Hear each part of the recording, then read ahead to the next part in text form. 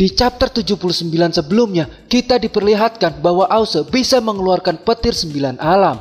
Apakah di chapter 80 kali ini akan ada kejutan? Tentu saja, karena di chapter 80 ini kita akan melihat penyerangan bayangan gelap ke Laut Utara. Dan akan kita saksikan setelah yang satu ini.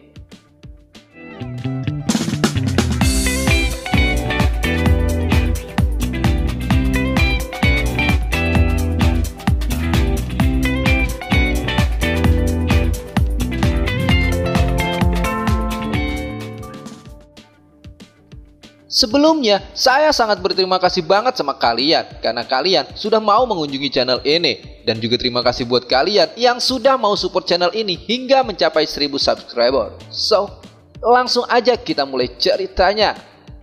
Scene pun diawali dengan petir 9 alam yang tak sengaja dikeluarkan oleh Ause.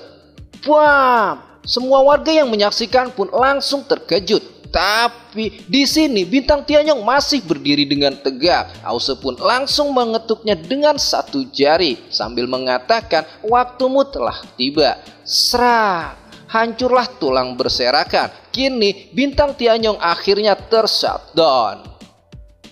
Warga naga pun langsung terkejut, terheran-heran karena baru kali ini melihatnya serangan petir tertinggi dalam suku naga. Ternyata Ause memilikinya. Anjir, si Mimin malah nyanyi kampret.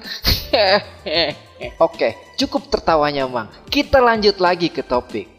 Warga naga yang berkhianat pun terkejut, terheran-heran. Kini Bintang Tianyong telah mati. Woi, cukup Bang, cukup Bang. Waduh, terkuat abdi teh tertawa mulu. Hahaha. Di sini Ause pun tidak percaya karena dia bisa sangat hebat. Benar yang dikatakan oleh kakek Neza bahwa Ause memiliki kekuatan terpendam yang luar biasa. Tapi Ause mengira bahwa ini bantuan dari kakek naga kuno karena Ause sendiri tidak mungkin bisa memanggil petir 9 alam. Ause berpikir jika naga kuno selalu di belakangnya, Ause jadi sangat percaya diri. Kini tidak akan ada yang bisa menghentikan Ause. Ause yang dulunya hanya bisa kencing di depan rumah tetangga, kini bisa mengalahkan dewa bayangan gelap. Ini sungguh sulit dipercaya oleh warga naga sekitar.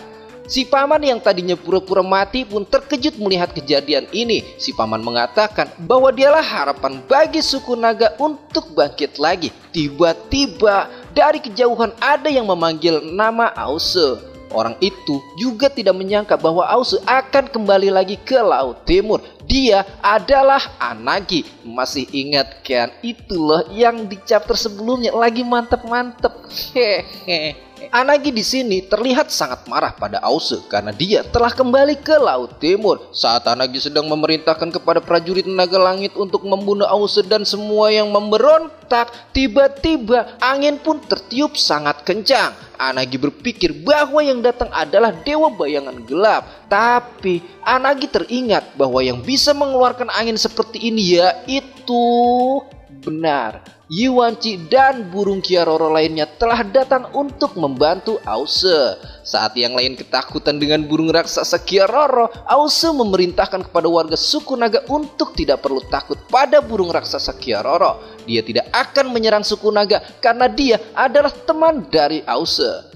Anagi di sini sungguh tidak mengira bahwa burung raksasa akan datang. Anagi mengira bahwa Ause lah yang memanggil mereka ke Laut Utara. Tapi Anagi juga tidak tahu bagaimana caranya Ause melakukan hal itu. Burung raksasa pun sudah berada di atas kepala warga naga tapi tak menyerangnya. Sedangkan prajurit naga yang telah berkhianat langsung melemparkan senjatanya dan kabur. Sekarang tinggallah Anagi sendiri. Mau gak mau, Anagi pun langsung kabur terbirit-birit. Ternyata di atas kepala burung raksasa ada Yuanci dan Ajifa. Yuanci mengatakan bahwa dia datang tepat waktu. Tapi Asnau menyangkalnya karena seharusnya Yuanci datang lebih cepat agar Ause tidak perlu bertarung lagi setelah ini.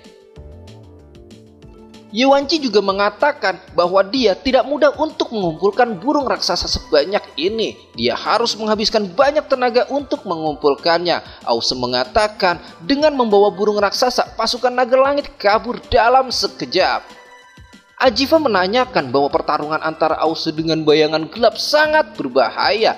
Dengan tersenyum, Ause menjawab, untung saja ada naga kuno datang membantunya. Hehehe. Ause juga mengatakan kenapa naga kuno tidak turun saja, karena Ause ingin mengucapkan terima kasih padanya. Dengan tertawa Yuanci menjawab, mungkin akan ada kesempatan di lain waktu. Di sini terlihat Ajifa yang masih tetap khawatir karena walaupun sekarang Laut Timur sudah diselamatkan, tapi sampai sekarang belum ada yang tahu tentang keadaan Arexo, kakaknya Ause. Ause pun menanyakan pada warga naga tentang keberadaan Arexo. Sebagian warga ada yang mengatakan kalau Arexo sudah meninggal, tapi salah seorang mengatakan bahwa Arexo bersama dengan Aobing, putri dari naga Laut Utara. Ajifa berpikir bahwa kekalahan waktu itu dengan bayangan gelap, Aobing telah menyelamatkan Arexo. Dan sekarang kita akan dibawa ke Laut Utara. Di sini terlihat Arexo sedang berpikir bahwa dia akan segera bertemu kembali dengan Ause. Dan datanglah Aobing yang mengatakan bahwa ayahnya mengurung Arexo di tempat ini hanya sementara. Jadi Aobing berharap supaya Arexo bisa bersabar. Arexo juga mengatakan terima kasih pada Aobing karena mau merawatnya selama ini. Dan Arexo juga mengatakan bahwa dia baru tahu selama ini ibunya tak pernah pulang ke Laut Timur. Ternyata ibunya tinggal di Laut Utara. Dan Aobing adalah adik dari Arexo.